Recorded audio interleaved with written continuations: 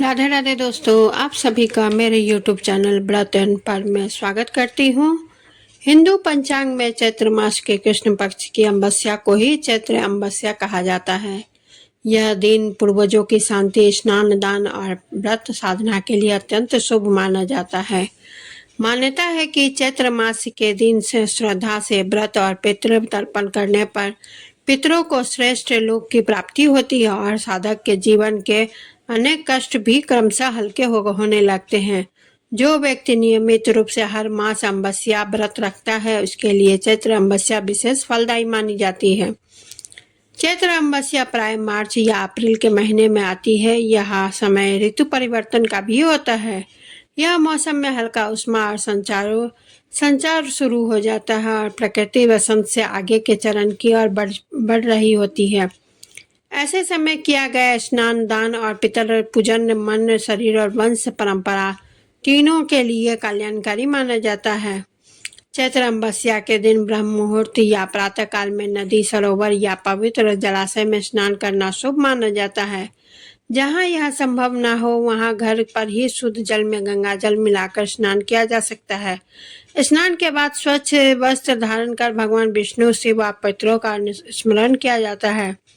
इस दिन विशेष रूप से तिल, जल और कच्चा दूध अर्पित करके पितर तर्पण का विधान बताया गया है।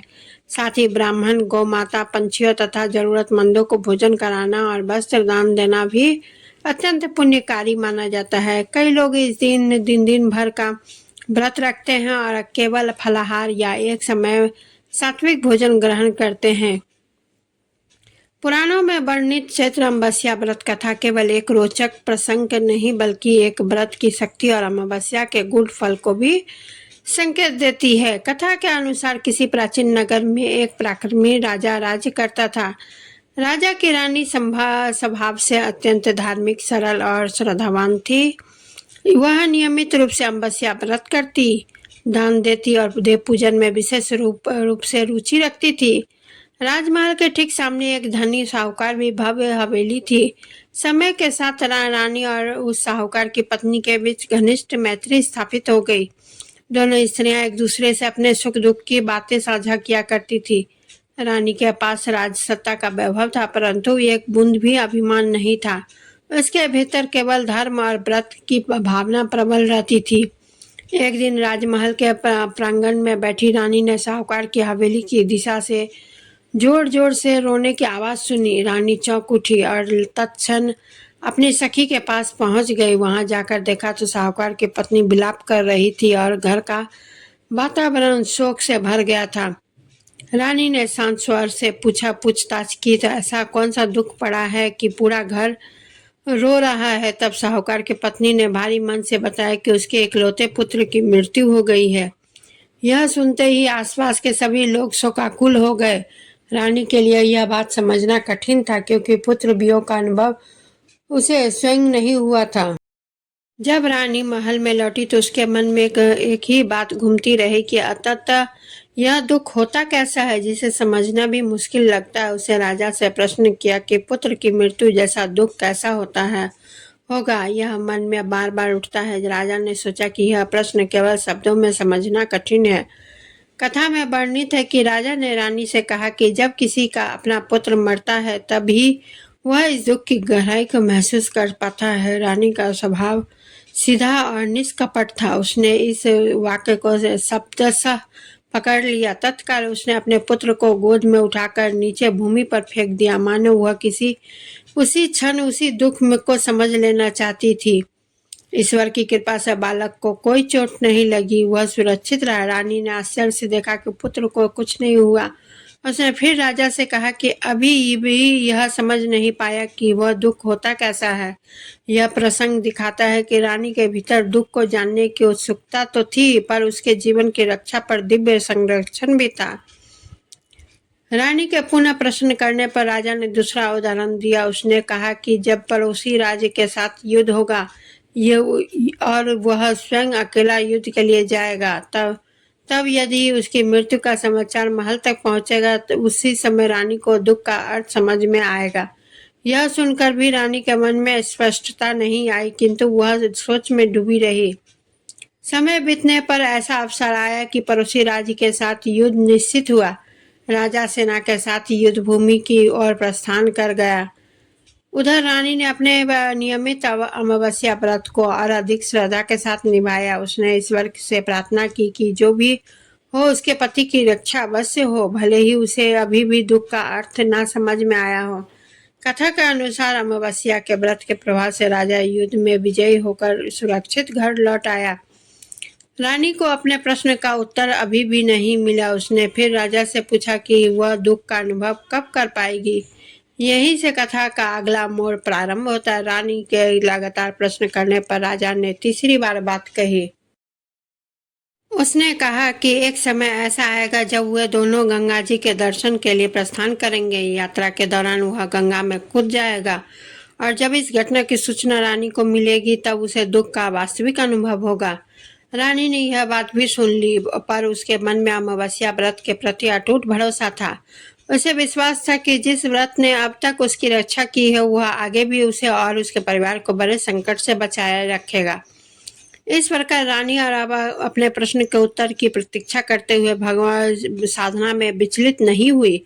उधर कैलाश पर्वत पर विराजमान भगवान शिव और माता पार्वती समस्त घटना चक्र को दिव्य दृष्टि से देख रहे थे। भगवान शिव ने माता से कहा कि वे उन्हें एक ऐसी आत्मा के दर्शन करवाना चाहता है जो सच में सुखी है। यहाँ सुख का अर्थ केवल बाह्य सुविधाओं से नहीं बल्कि भीतर की सुरक्षा और ईश्वरीय संरक्षण से है।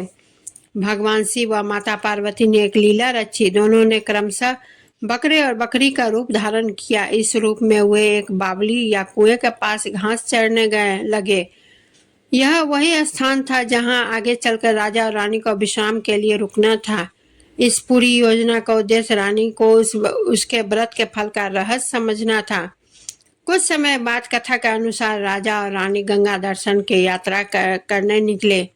यात्रा की थकान के बीच उन्हें वही बावड़ी दिखाई दी जहां बकरा बकरी रूप में शिव माता पार्वती उपस्थित थे। रानी ने उस स्थान को देखकर कहा कि वे यहीं थोड़ी देर विश्राम करेंगे। वातावरण शांत था और दोनों कुछ समय के लिए विश्राम की तैयारी करने लगे। इसी दौरान रानी ने बकरी के रूप में बैठी माता पार्वती और बकरे के रूप में उपस्थित भगवान शिव के बीच हो रही वार्ता को सुन लिया। वह ध्यान से सुनती रही कि वे किस विषय पर चर्चा कर रहे हैं। वार्ता में भगवान शिव माता पार्वती से कह रहे थे कि जिस रानी ने जन्म जन्मांतर से अमावस्या व्रत को नहीं छोड़ा उसे इस जन्म में कोई बड़ा दुख प्राप्त नहीं हो सकेगा। अमावस्या व्रत ने उसी के जीवन के चारों ओर एक सुरक्षात्मक कवच बना दिया था। रानी ने यह बात सुनते ही मन समझ लिया कि उसके सारे प्रश्नों का वास्तविक उत्तर यही है। दुख का अर्थ जानने की उसकी आदत थी, पर अमावस्या व्रत की शक्ति ने हर बार उसे बड़े आघात से पहले ही बचा लिया। जब रानी को यह दिव्य रहस्य ज्ञात हुआ कि अमावस्या व्रत के प्रभाव से उसके जीवन में गंभीर दुख प्रवेश ही नहीं कर पा रहा है, तब उसे समझ में आ गया कि ईश्वर का अनुग्रह किस प्रकार साधक की रक्षा करता है। यह राजा के पास गई और उसे पूरी बात बता दी कि कैसे भगवान शिव और माता पार्वती ने बकरे और बकरी के रूप में उसके अमावस्या व्रत की चर्चा की और यह घोषित की कि रानी को इस जन्म में शोक नहीं मिलेगा।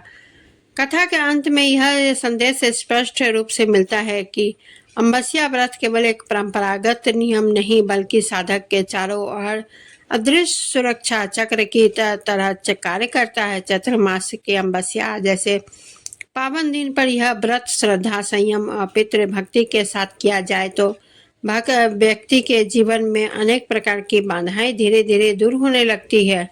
चैत्र अमावस्या की कथा बताती है कि दुख और कष्ट जीवन का हिस्सा है, पर सच्ची श्रद्धा और नियमित साधना से उन्हें अत्यंत सौम्य रूप में बदला जा सकता है। रानी को दुख का अर्थ समझ जानने की उत्सुकता रही, पर अमावस्या व्रत से उसे हर बड़े आघात से बचाए रखा। यह अनुभव संकेत देता है कि ईश्वर कभी भी निष्ठावान साधक को कभी निराश नहीं करते। इस तिथि पर किया गया व्रत स्नान दान पितृ तर्पण न केवल पितरों को संतोष देता है बल्कि जीवित वंशजों के जीवन में भी स्थिरता शांति और क्रमशः कष्टों से मुक्ति का मार्ग प्रशस्त करता है। चैत्र अमावस्या के दिन यदि व्यक्ति अपने व्यवहार विचारों और कर्मों में भी सात्विकता रखे, क्रोध और कलह से बचे तो व्रत का प्रभाव और अधिक उज्जवल रूप से परिणाम देता है। तो दोस्तों, आप सभी को यह कथा कैसी लगी और इसके दूसरे भाग सुनने के लिए फिर आप वीडियो को लाइक करें, शेयर करें, कमेंट करें और चैनल को सब्सक्राइब करें और बेल आइकन को क्लिक करना ना भूलें, क्योंकि कोई भी नई वीडियो का नोटिफिकेशन आप तक सबसे पहले पहुंचने के लिए बेल आइकन को क्लिक करना होगा। और इसी के साथ मैं विदा लेती हूं। धन्यवाद।